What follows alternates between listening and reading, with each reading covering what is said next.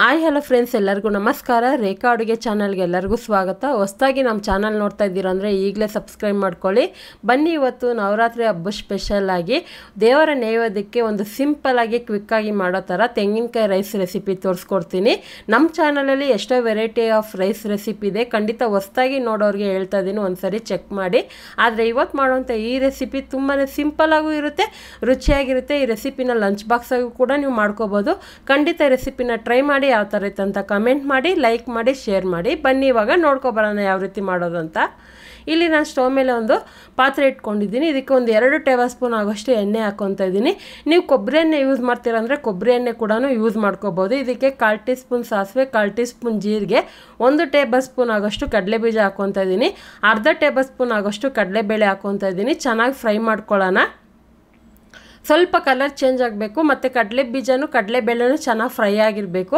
ಹಸಿಯಾಗಿದ್ದರೆ ತಿನ್ನೋದಕ್ಕೂ ಚೆನ್ನಾಗಿರಲ್ಲ ಮತ್ತು ಗಟ್ಟಿ ಅನಿಸ್ಬಿಡುತ್ತೆ. ಅದಕ್ಕೋಸ್ಕರ ಇದನ್ನು ಚೆನ್ನಾಗಿ ಒಂದು 2 ನಿಮಿಷ ಮೀಡಿಯಮ್ ಟು ಲೋ ಫ್ಲೇಮಲ್ಲೇ ಫ್ರೈ ಮಾಡಿದ ಮೇಲೆ ಇದಕ್ಕೆ ಒಂದು 10 ಗೋಡಂಬಿ ಪೀಸ್ ಹಾಕ್ಕೊತಾ ಇದ್ದೀನಿ. ಇದು ಆಪ್ಷನಲ್ಲು ಬೇಕು ಅಂದ್ರೂ ಹಾಕೋಬೋದು, ಇಲ್ಲಾಂದ್ರೂ ನಡೆಯುತ್ತೆ. ಹಾಗೆ ಒಂದು ಅರ್ಧ ಟೀ ಸ್ಪೂನು ಮೆಣಸು ಕಾಳು ಹಾಕ್ಕೊತಾ ಇದ್ದೀನಿ, ಅಂದರೆ ಕರಿಮೆಣಸು ಹಾಕ್ಕೊತಾ ಇದ್ದೀನಿ. ಅದನ್ನೇನು ಕುಟ್ಟೋದು ಬೇಕಾಗೋದಿಲ್ಲ, ಜಸ್ಟ್ ಒಗ್ಗರಣೆ ಫ್ಲೇವರ್ಗೋಸ್ಕರ ಹಾಕಿ ತುಂಬಾ ಚೆನ್ನಾಗಿರುತ್ತೆ ಆ ಒಗ್ಗರಣೆ ಫ್ಲೇವರಲ್ಲಿ. ಇವಾಗ ಇದನ್ನು ಚೆನ್ನಾಗಿ ಫ್ರೈ ಮಾಡಿದಾಯಿತು. ಸ್ವಲ್ಪ ಗೋಡಂಬಿ ಮೆಣಸೆಲ್ಲ ಫ್ರೈ ಆದಮೇಲೆ ಇದಕ್ಕೆ 2 ಒಣಗಿದ ಮೆಣಸಿನ್ಕಾಯಿ, 2 ಹಸಿರು ಮೆಣಸಿನ್ಕಾಯಿ ಹಾಕ್ಕೊತಾ ಇದ್ದೀನಿ. ಹಸಿ ಮೆಣಸಿನ್ಕಾಯಿ ಬಂದ್ಬಿಟ್ಟು ದೊಡ್ಡದು, ಖಾರ ಕಡಿಮೆ ಇರುತ್ತೆ. ಚಿಕ್ಕದು ಒಣಗಿದ ಮೆಣಸಿನ್ಕಾಯಿ ಹಾಕ್ಕೊಂಡಿದ್ದೀನಿ. ಮೈಲ್ಡ್ ಖಾರ ಕೊಡುತ್ತೆ ಈ ರೆಸಿಪಿನಲ್ಲಿ. ಇದಕ್ಕೆ 1/4 ಟೀ ಸ್ಪೂನ್ ಹಿಂಗು, 1 ಕಡ್ಡಿ ಕರಿಬೇವಿನ ಸೊಪ್ಪು ಹಾಕ್ಕೊತಾ ಇದ್ದೀನಿ. ಇದಕ್ಕೆ ಯಾವುದೇ ರೀತಿ ಎಕ್ಸ್ಟ್ರಾ ಈರುಳ್ಳಿ, ಟೊಮೊಟೊ ಏನೂ ಹಾಕೋದಿಲ್ಲ.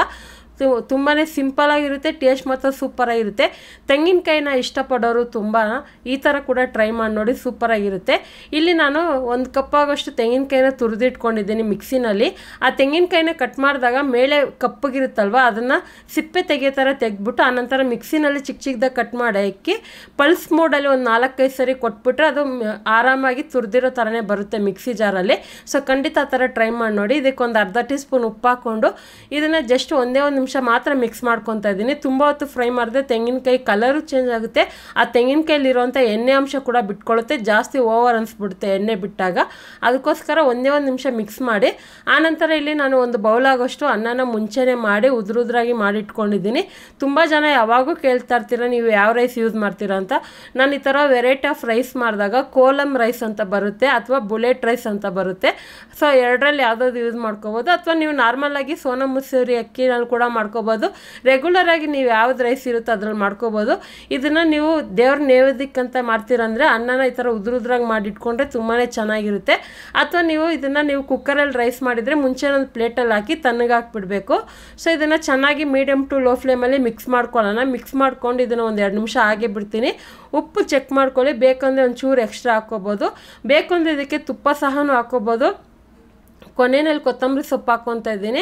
ಸೊ ಇದಕ್ಕೆ ಇನ್ನೂ ಡಿಫ್ರೆಂಟಾಗಿ ನೀವೇನಾದರೂ ಇದಕ್ಕೆ ಸೈಡ್ ಡಿಶ್ ಆಗಿ ಮನೇಲಿ ಅಥವಾ ಲಂಚ್ ಟೈಮ್ಗೆ ಬೆಳಗ್ಗೆ ತಿಂಡಿಗೆ ಮಾಡ್ತೀರಾ ಅಂದರೆ ಇದ್ರ ಜೊತೆಗೆ ನಾರ್ಮಲ್ ಯಾವುದೇ ರೀತಿ ಗ್ರೇವಿ ಆಗಿರ್ಬೋದು, ಒಂದು ಸ್ನ್ಯಾಕ್ಸ್ ಕ್ರಂಚಿ ಆಗಿರುವಂಥ ಸ್ನ್ಯಾಕ್ಸ್ ಇಟ್ಕೊಂಡು ತಿನ್ಬೋದು. ತುಂಬಾ ಚೆನ್ನಾಗಿರುತ್ತೆ. ಆದರೆ ಇದು ಬಿಸಿ ಬಿಸಿ ತಿನ್ನೋಕ್ಕಂತೂ ಸೂಪರಾಗಿರುತ್ತೆ. ಖಂಡಿತ ರೆಸಿಪಿನ ಟ್ರೈ ಮಾಡಿ ನೋಡಿ. ವಿಶೇಷ ದಿನಗಳಲ್ಲಿ ಅಥವಾ ಹಬ್ಬದ ಟೈಮಲ್ಲಿ ದೇವರ ನೈವೇದ್ಯಕ್ಕೆ ಈಸಿಯಾಗಿ ತೋರಿಸ್ಕೊಟ್ಟಿದ್ದೀನಿ. ಖಂಡಿತ ರೆಸಿಪಿನ ಟ್ರೈ ಮಾಡಿ. ಯಾವ ಥರ ಇತ್ತು ಅಂತ ಕಮೆಂಟ್ ಮಾಡಿ, ಲೈಕ್ ಮಾಡಿ, ಶೇರ್ ಮಾಡಿ. ರೇಖಾ ಅಡುಗೆ ಚಾನಲ್ನ ಸಬ್ಸ್ಕ್ರೈಬ್ ಮಾಡ್ಕೊಳ್ಳಿ. ಈ ವಿಡಿಯೋ ನೋಡಿದ್ದಕ್ಕಾಗಿ ಎಲ್ರಿಗೂ ಧನ್ಯವಾದಗಳು.